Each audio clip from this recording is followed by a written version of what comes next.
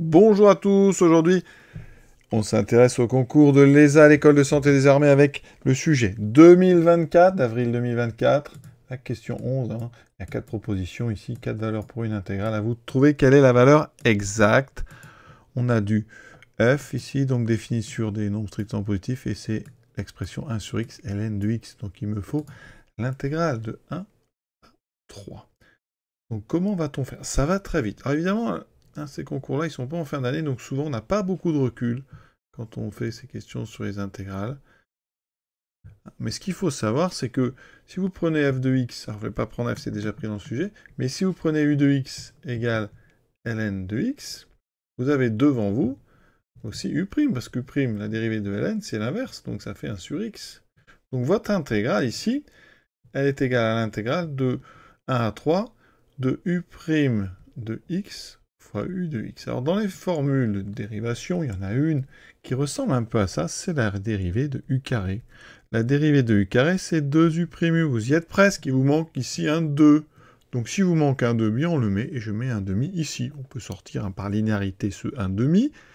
Et maintenant, eh bien, une primitive de 2u', c'est u carré. Donc ça, alors le 1 demi reste dehors, et donc j'ai une primitive de 2u', ça sera u au carré, donc u de x au carré, pris entre 1 et 3, mais u de x, c'est ln de x, donc ça c'est 1 demi de ln de x au carré, pris entre 1 et 3, il n'y a pas de formule, hein, le carré, ça, ici ne peut pas rentrer, on n'est pas avec l'exponentielle, hein, je vous rappelle que l'exponentielle de x au carré, c'est exponentielle de x, hein, mais logarithme de x au carré, il n'y a pas de formule. Alors attention, ça aurait été logarithme de x au carré, là il serait pu se passer quelque chose, mais là, c'est pas le x qui est au carré, c'est le logarithme, donc on fait très très attention. Là je remplace juste x par 3, et ensuite par 1, qu'est-ce que j'obtiens?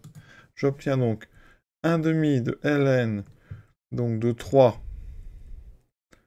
au carré, moins ln de 1 au carré, mais ln de 1, ça vaut 0. D'accord? Donc ça, le deuxième ici, va disparaître. Il me restera tout simplement 1 demi de ln de 3 au carré. Alors, est-ce qu'on me propose ça, 1 demi de ln de 3? Ben, je peux l'écrire autrement. C'est ln de 3 au carré sur 2. Ln de 3 au carré sur 2, eh bien, ça tombe bien.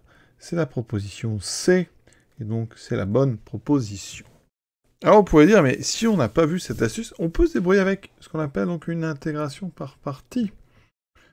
Or ici, on va donc il faut voir que on a, alors je vais le mettre dans le bon sens, c'est en fait ln de x multiplié par 1 sur x dx. Je vais donc poser u de x égale ln de x. Je vais dériver u de x, ça me fait 1 sur x, il n'y a pas de problème entre 1 et 3. Alors, je vais choisir v' égale 1 sur x, donc v de x, je peux choisir une primitive de v', ça serait ln, donc ça serait ici ln de x. Une IPP, qu'est-ce que c'est? Je rappelle la formule, la condition de pouvoir, ici tout est continu, dérivable, il n'y a pas de problème. L'intégrale de u v' est égale entre crochets à uv moins l'intégrale de u'v.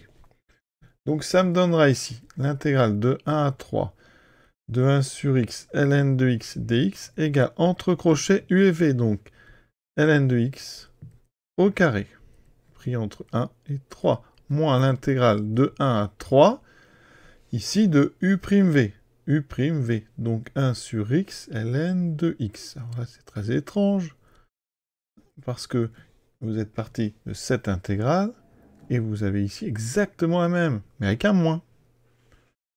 Donc, regardez ce qui va se passer. Alors, je vais l'appeler i, cette intégrale.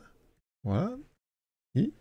On va donc écrire pour l'instant ce qu'on a. J'ai i, qui est donc égal à, je remplace par 3, ln de 3 au carré, moins ln de 1 au carré qui vaut 0, moins i.